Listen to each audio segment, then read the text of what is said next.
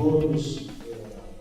Em primeiro lugar, eu gostaria de cumprimentar o Felipe, esse jovem presidente da Fundação PROS, através de quem eu cumprimento a todos os filiados do PROS que aqui estão presentes.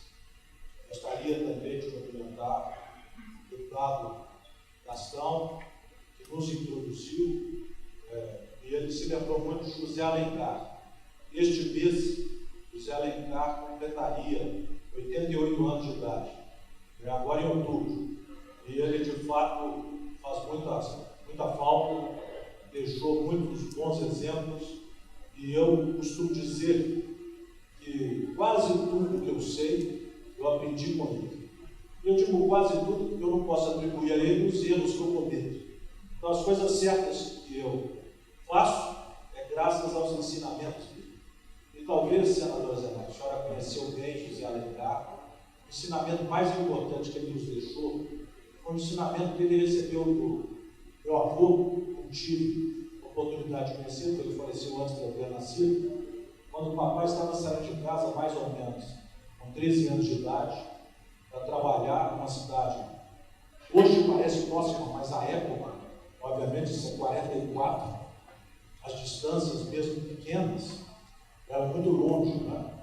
Então, um jovem de 13 anos, adolescente, saiu da casa dos pais para trabalhar numa casa varejista, pequena, a sedutora, e meu avô, quando eu estava saindo de casa, falou para ele: meu filho, o importante na vida é poder voltar.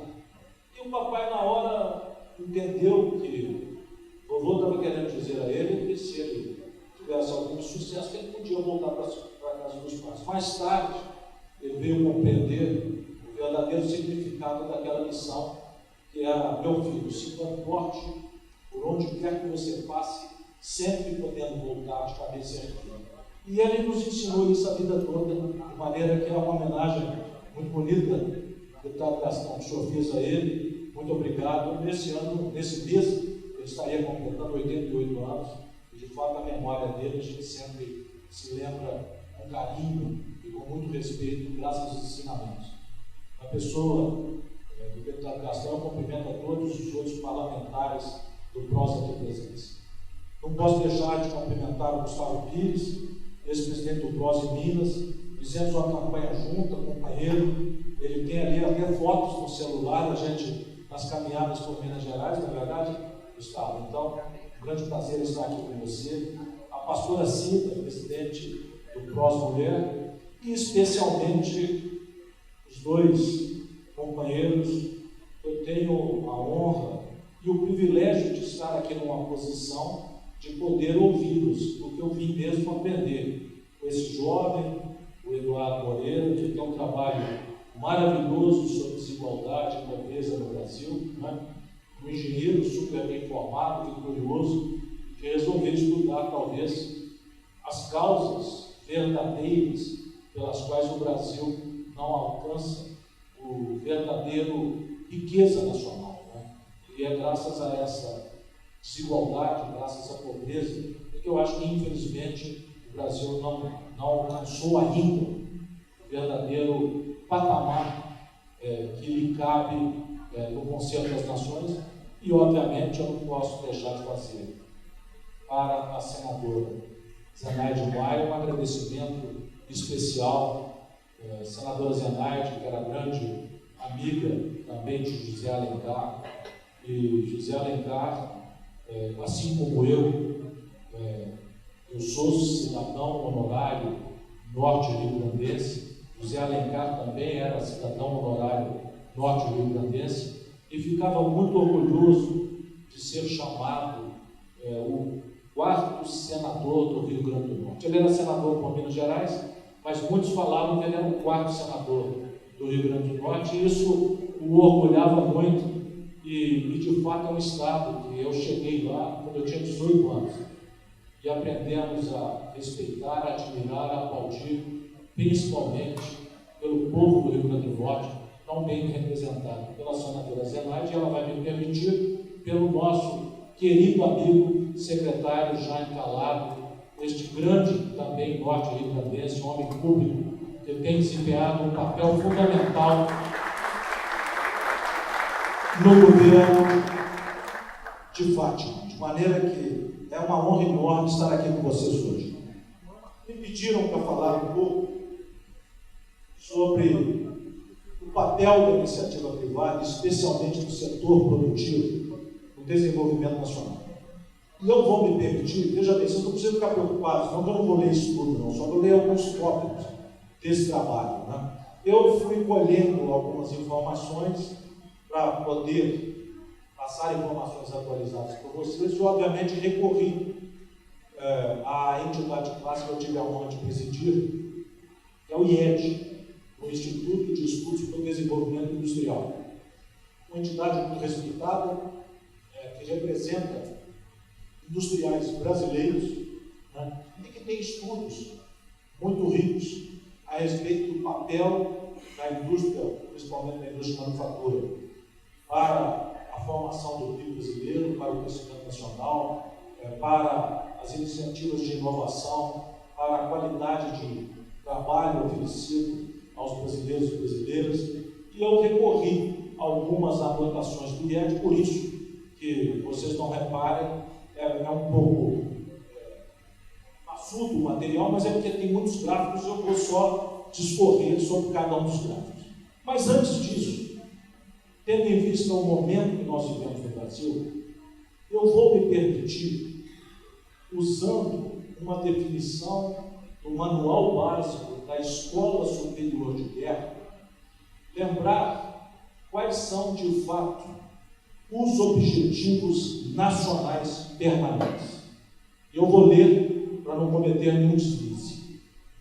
O objetivo síntese da convivência humana, e lembre-se, isso é tirado do Manual Básico da Escola Superior de Guerra, a ESA.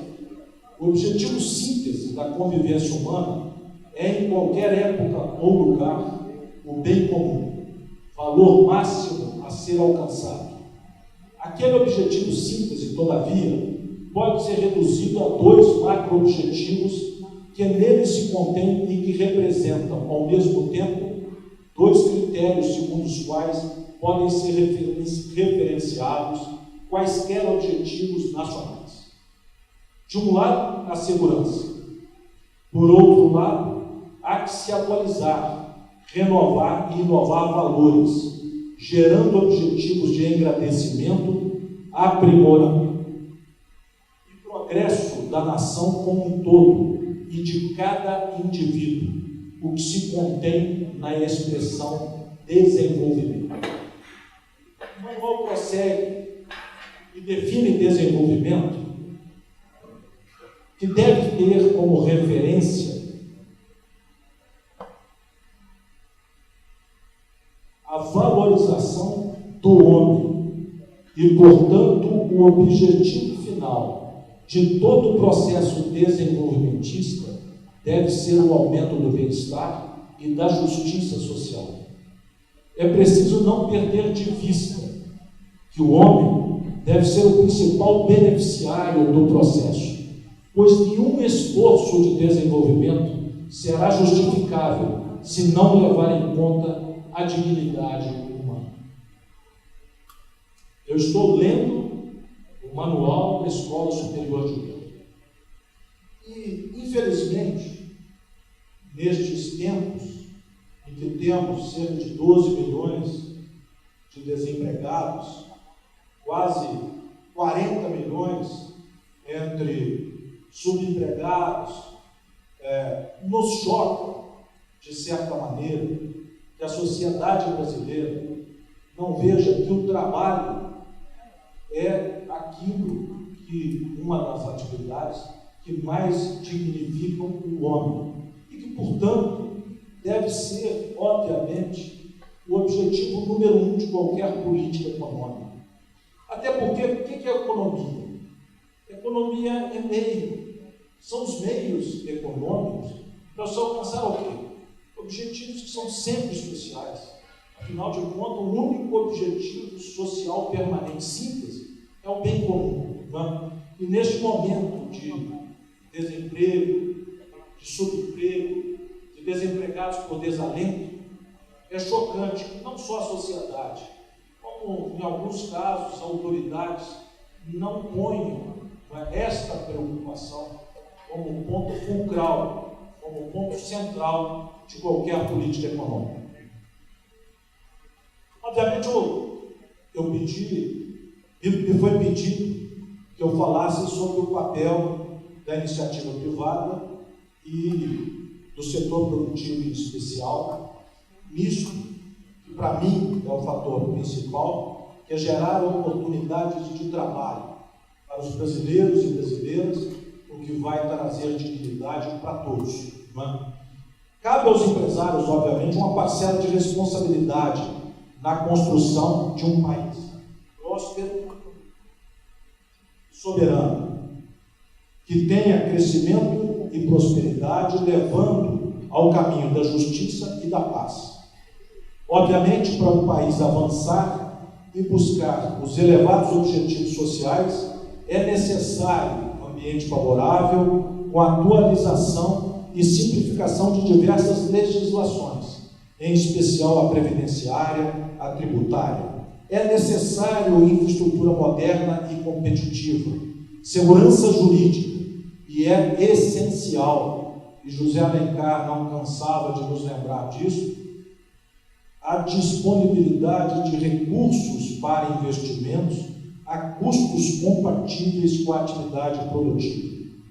Esses fatores, dentre outros itens, ajudam a promover ambiente favorável à inovação e ao empreendedorismo, essencial ao processo de crescimento.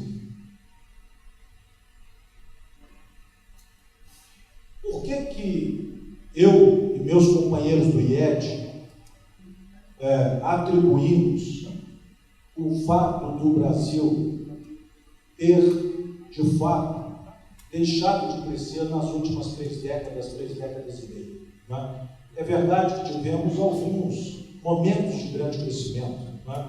O governo mesmo, que meu pai participou, teve período de crescimento econômico médio maior do que a média dos últimos 40 anos.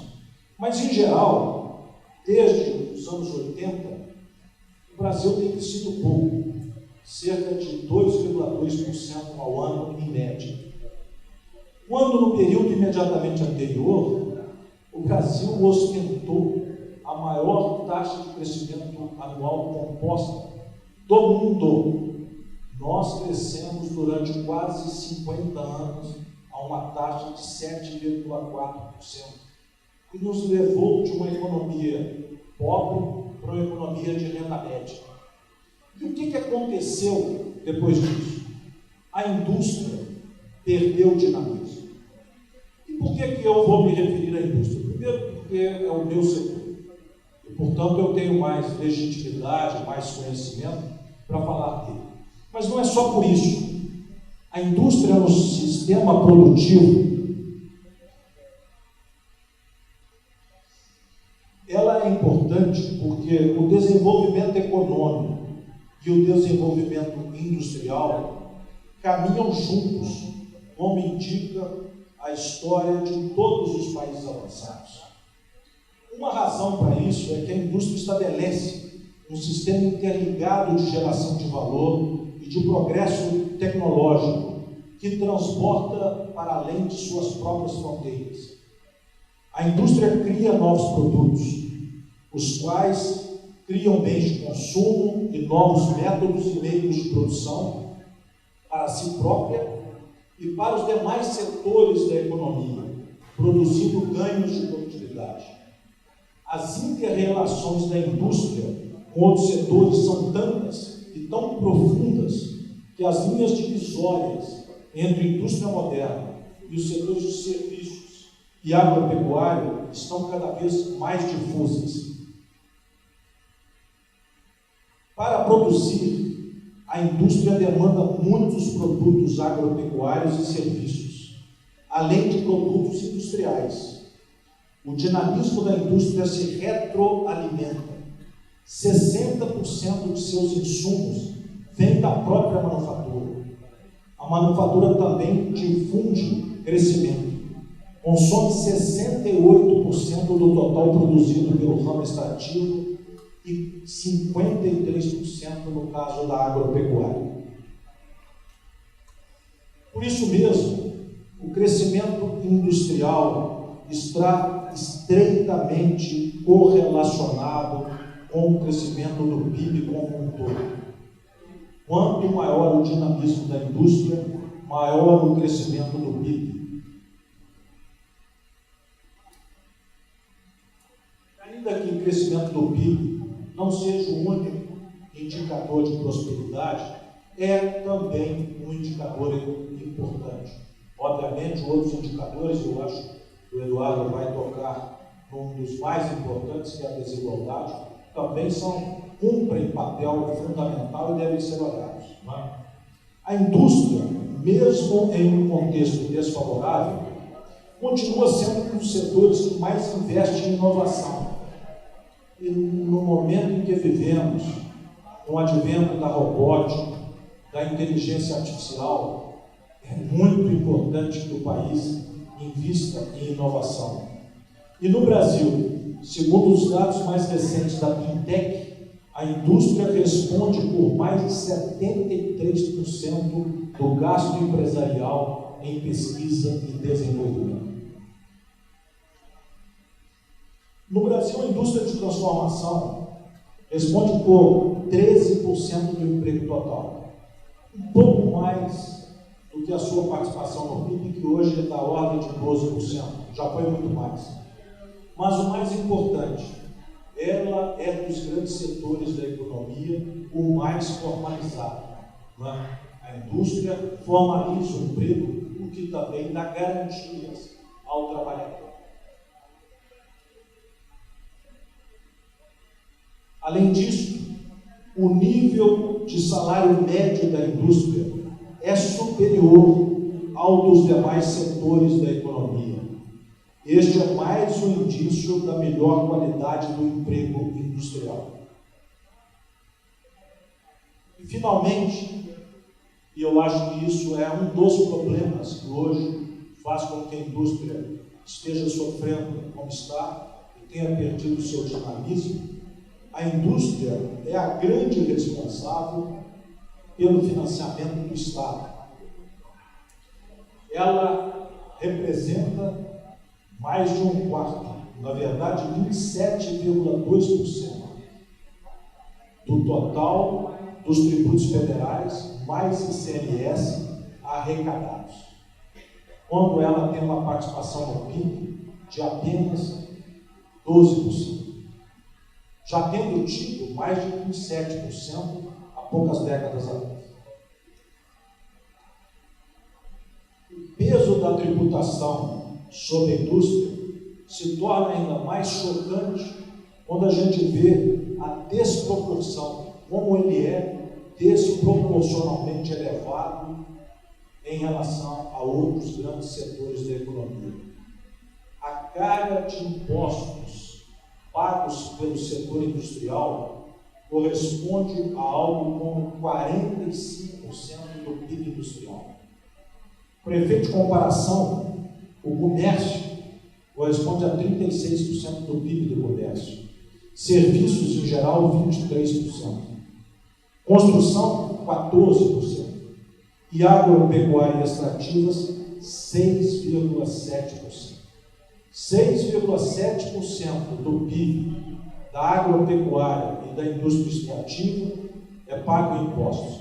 45% do PIB da indústria é a carga tributária que ela arca e que corresponde a 27% do total da arrecadação de tributos no Brasil, representando apenas 12% do PIB.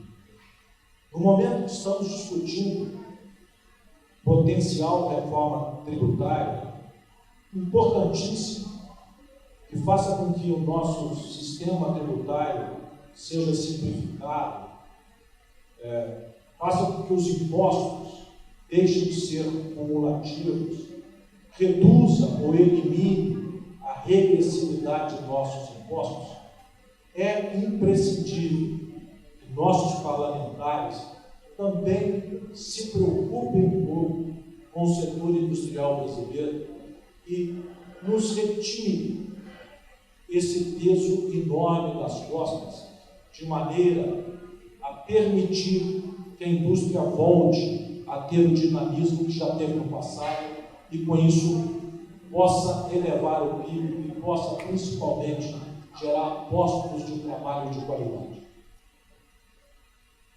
Feito essas breves palavras sobre a importância da indústria, é importante reconhecer, infelizmente, a trajetória de dificuldades, é uma trajetória de médio e longo prazo, pela qual a indústria vem passando nas últimas 3 décadas, com alguns dados importantes. Antes disso, eu vou falar apenas dos últimos 4, 5 anos e dizer que o Brasil ainda não superou a crise que se iniciou em 2014, 2015.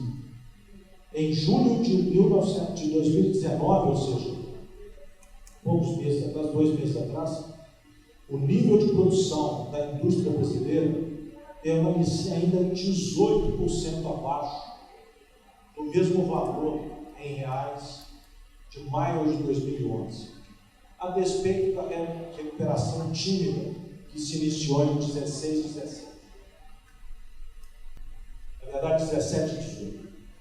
O que temos visto nos últimos anos é apenas mais um episódio de um longo processo de regressão industrial no Brasil. A participação da indústria de transformação no PIB, que a preços constantes já chegou a mais de 22% do PIB, já atingiu até mais, a gente está pegando um período relativamente recente, chegou a atingir 12% em 2018. No mundo inteiro não se viu uma trajetória semelhante. Somos um ponto fora da curva.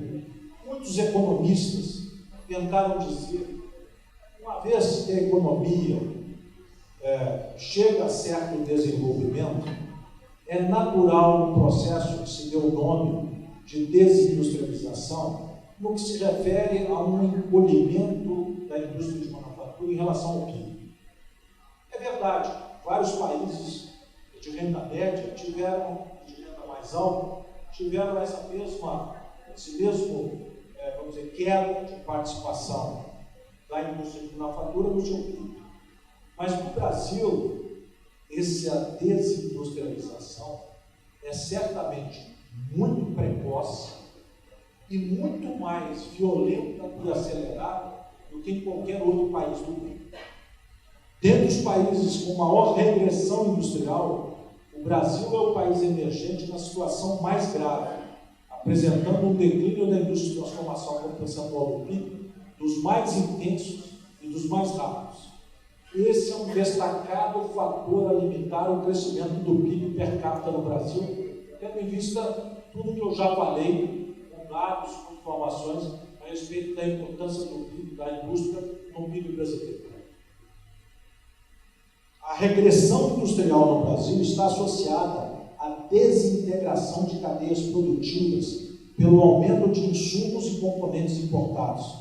Isso vem afetando, sobretudo, os ramos de maior intensidade tecnológica, inclusive em anos de crise como 2016. Como resultado, estamos em um período de taxas mais modestas de crescimento do PIB. Na fase de aumento da participação da indústria no PIB, que se deu na década de 40, 50, até os anos 80, 1900, naturalmente, a economia brasileira crescia a um ritmo médio de 7,4% ao ano. Na fase de retrocesso industrial, dos anos 80 para cá, passamos a crescer 2,2% em média. E a indústria, como eu disse, já chegou a ter mais de 27% do produto interno bruto, hoje representa 12%. A China tem um setor industrial 40%, 42% do produto interno bruto.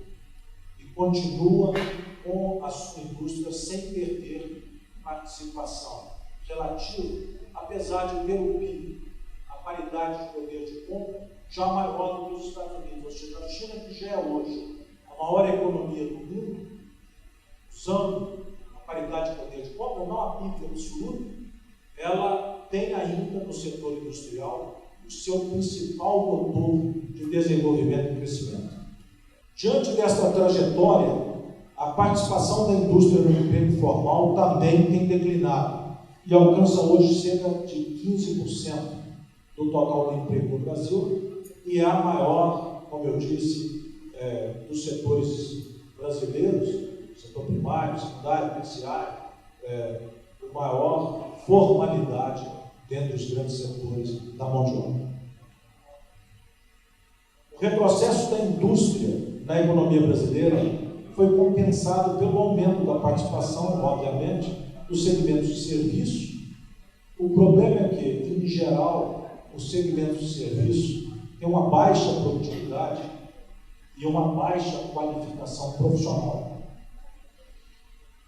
E o acúmulo de dificuldades no setor industrial e o ganho de participação de atividades no setor de serviços contribuíram para um desempenho insatisfatório na produtividade da economia brasileira como um todo. Para vocês terem uma ideia, em 1980, o Brasil tinha uma produtividade média equivalente na economia brasileira, equivalente a 46% da produtividade dos Estados Unidos. Agora, em 2018, nós regredimos para cerca da metade da produtividade americana, representando hoje a produtividade brasileira, 25% da produtividade americana. Isso é principalmente decorrente do retrocesso do desempenho industrial neste mesmo período. Obviamente, outras causas também contribuíram, não é apenas a carga tributária que eu já me referi. É óbvio que o nível bastante elevado dos juros na economia brasileira implicou um alto custo de capital, que no caso da indústria de transformação ficou muito acima do retorno dos investimentos no setor.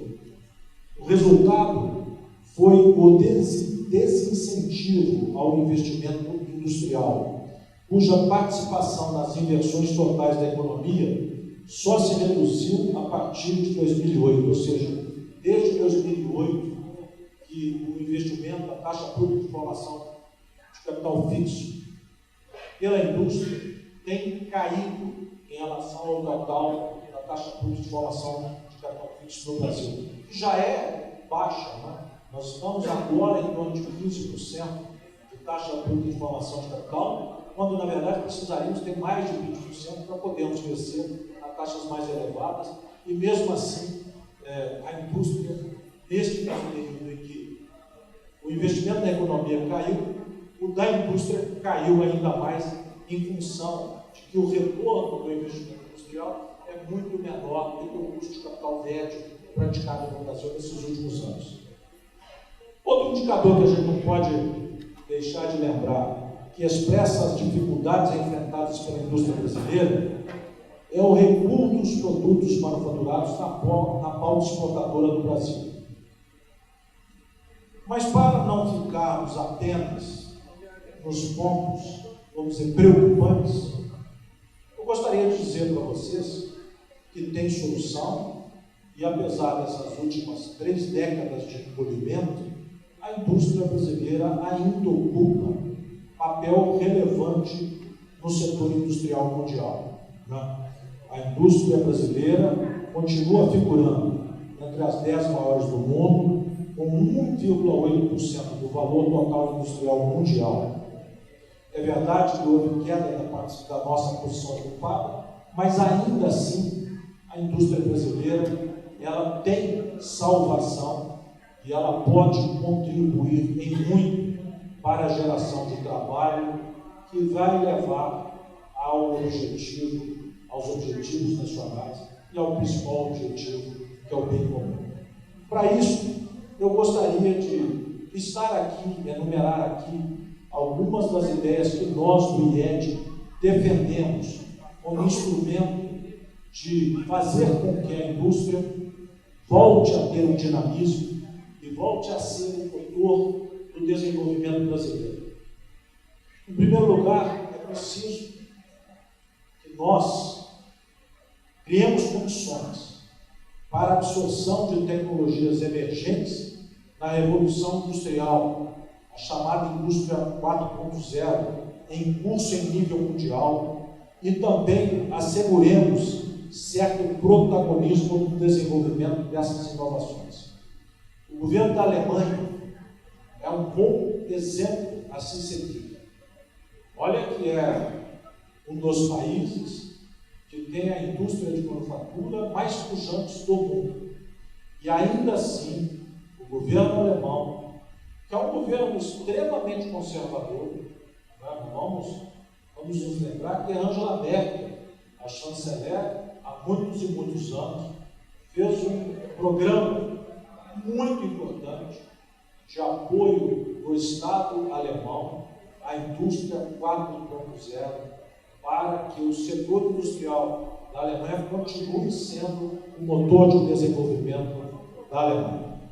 Além disso, é preciso a potencialização da inovação, por meio de medidas como fortalecer a educação básica e tecnológica, que também, na minha opinião, é um caminho importante para diminuirmos de maneira mais permanente parte das desigualdades que temos no Brasil, através da educação básica e tecnologia. E, portanto, nos assusta, vamos dizer, esta tese de que o Brasil pode deixar, o Estado brasileiro pode deixar de investir na educação e em tecnologia, porque é absolutamente fundamental, não só para a redução das desigualdades, mas também para recuperar o dinamismo do setor industrial, promovendo sua articulação com o setor produtivo e desenhando políticas orientadas. A modernização do parque industrial também é importante, de maneira a alavancar a produtividade e competitividade, ainda que muitos setores industriais, dos portões para dentro das fábricas, estejam extremamente modernos. Ou seja, o que prejudica muitas vezes é do portão para fora. A mão de obra é muito qualificada, bem treinada, muito competente, trabalhadora, ordeira, e os equipamentos são modernos. E muitas vezes você perde a competitividade do portão para fora. É importante aumentar as exportações de manufaturados, em especial de produtos mais complexos e intensivos em tecnologia. No passado, no Brasil, se cunhou aquela velha expressão de exportar é o que importa, né? Quando as políticas nacionais eram todas orientadas para dar apoio aos exportadores.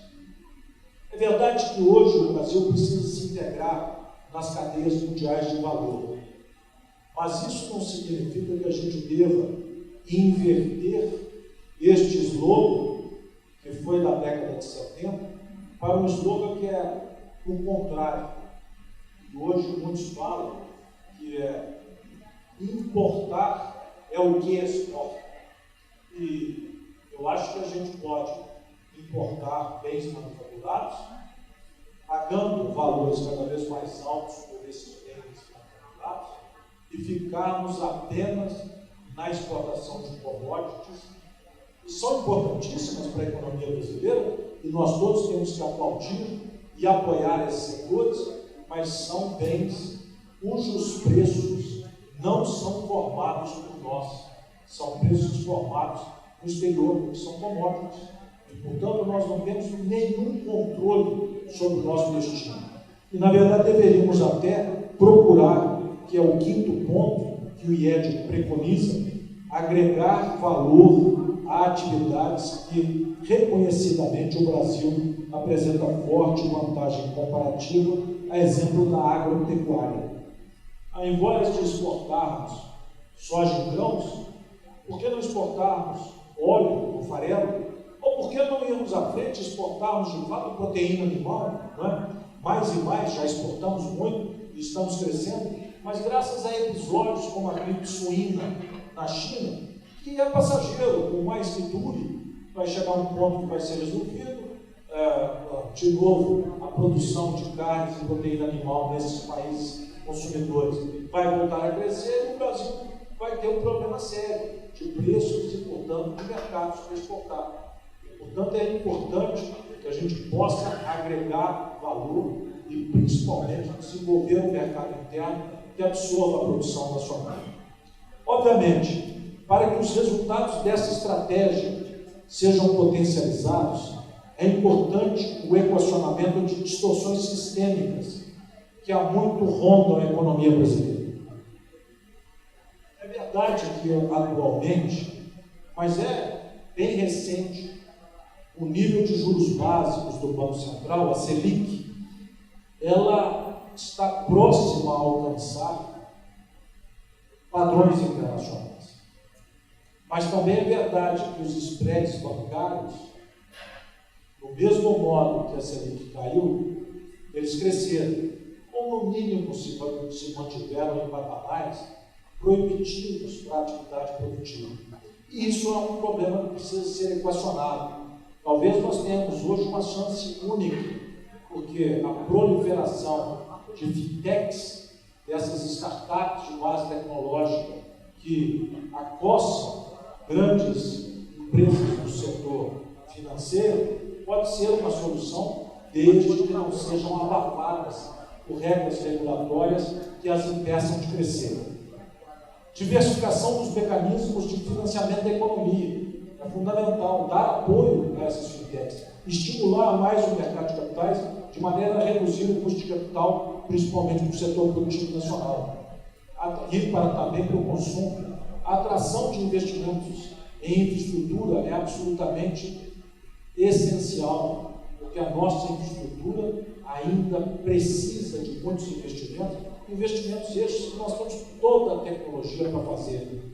A consolidação e estabilização fiscal, obviamente, não é menos importante, e especialmente a reforma tributária, e aqui eu faço um apelo à nossa senadora Zenaide, aos nossos parlamentares do PROS que estão aqui presentes, que olhem com carinho para o setor produtivo nacional, e especialmente na indústria de manufatura, e diminuam um pouco esse peso enorme que o setor de manufatura carrega em suas costas, porque eu tenho certeza que ele dará respostas importantes, gerando aquilo que é o mais importante para nós alcançarmos o bem comum, que são postos de trabalho para os nossos brasileiros e brasileiras que estejam em condições de trabalhar, que queiram trabalhar e que por isso possam ter dignidade, porque nada mais dignifica o ser humano do que ele poder trabalhar e se sustentar e sustentar as suas famílias. Muito obrigado mais uma vez, de fato é uma honra enorme estar aqui com vocês.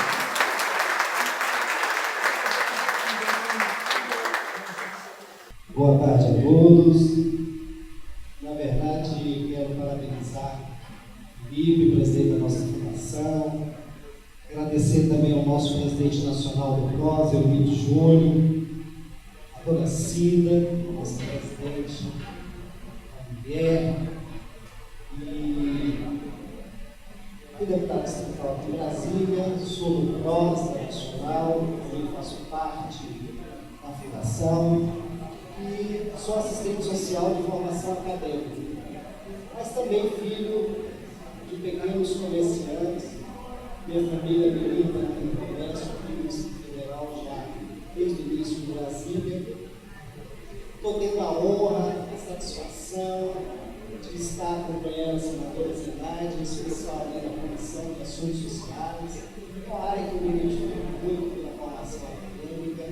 Tenho aprendido muito dessa guerreira naquela casa legislativa.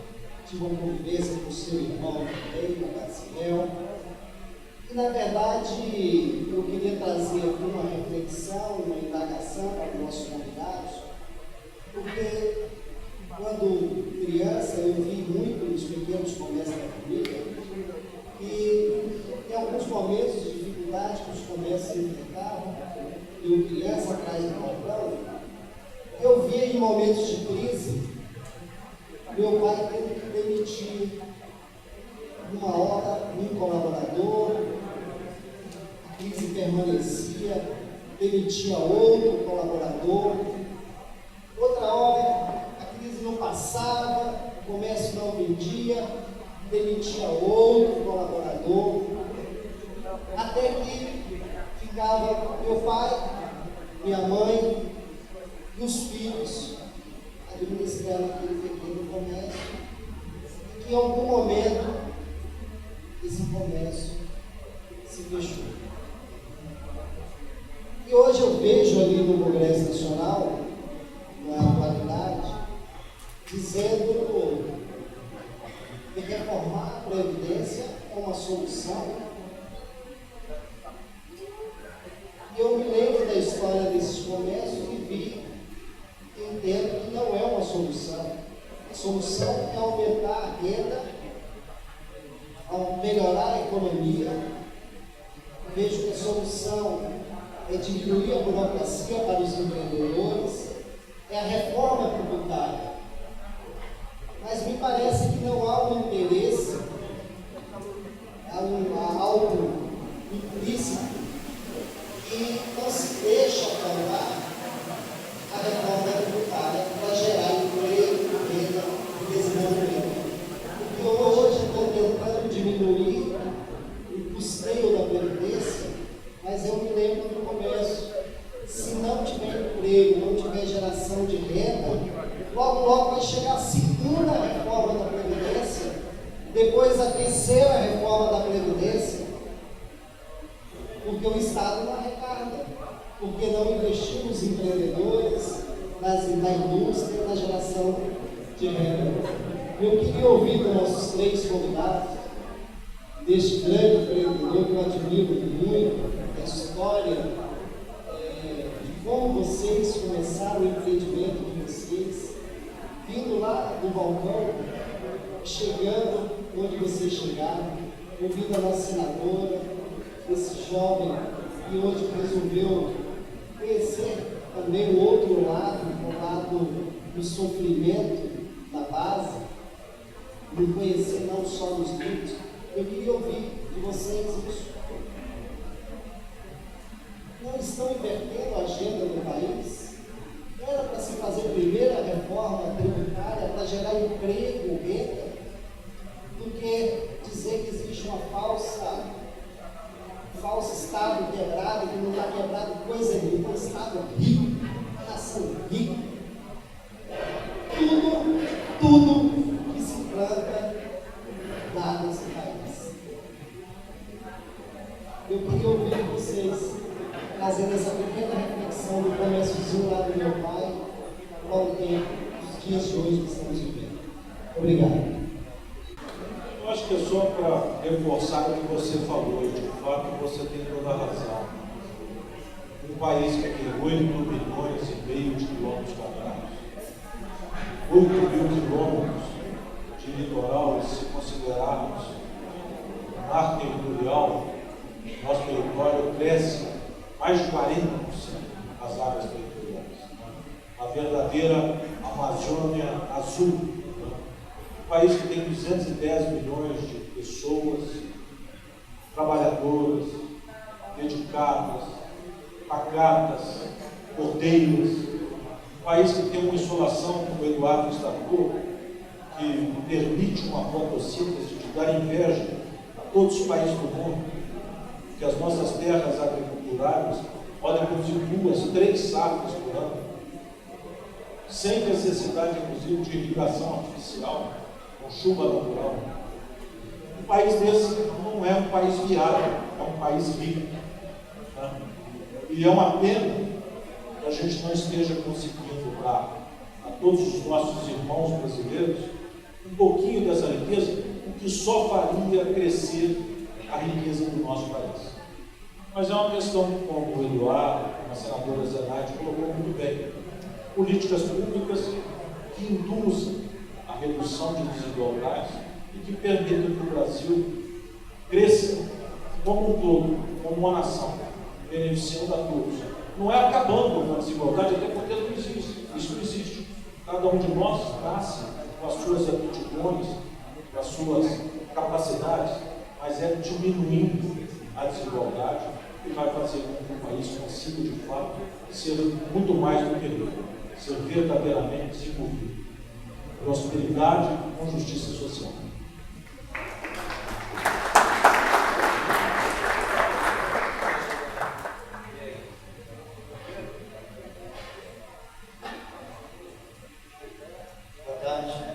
Sou o Daniel. Primeiramente, eu quero agradecer ao próximo por abrir essa oportunidade de falar. Até porque muitas vezes, quando a gente tenta chegar aos gestores, né, as portas estão fechadas. Seja por secretários que dizem que esse gestor está em união, está ausente do gabinete, a gente tem essa certa dificuldade. E esse momento é um momento muito importante. Vocês falaram em inserção da pessoa com deficiência no mercado de trabalho, dentre outras classes. Falaram da possibilidade de gerir o nosso lar.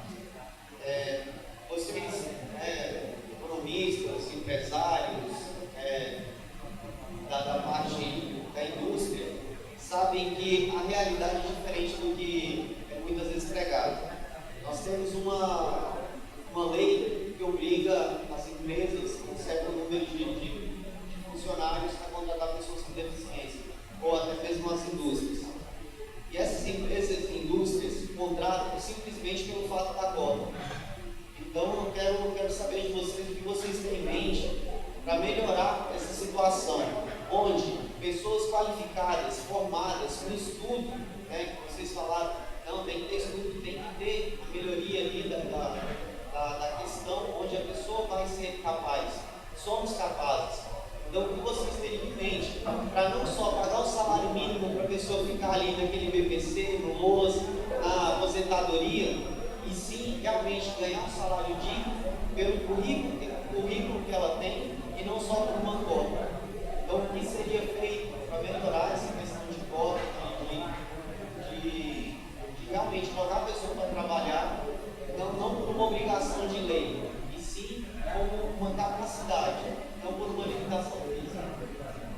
Muito bom ponto, e eu diria que são divulgar mais inúmeros estudos que já existem, que mostram resultados altamente positivos para empresas que incluem mais, incluem em todos os sentidos, incluem deficientes, incluem todo tipo de pessoas que, neste ambiente diverso que nós temos, agregam muito à cultura da empresa, ao trabalho da empresa. Você tem razão, eu acho que a divulgação de estudos, que são números que provam isso, é que vai fazer com que os empresários passem a buscar a inclusão não apenas como cumprimento de uma lei, mas porque isso é altamente benéfico para o seu próprio resultado, para o crescimento das suas empresas e do seu negócio. Então, o que nós podemos fazer mais é divulgar esses estudos, com bons exemplos, empresas que incluíram, que tiveram ótimos resultados, não apenas para cumprimento da lei, e acreditando na inclusão como um mecanismo, inclusive, de obtenção de mais diversidade e de ótimos resultados. Então, eu acredito muito no mercado, na força do mercado. Eu acredito nos bons exemplos, porque eles produzem uma força transformadora de mercado.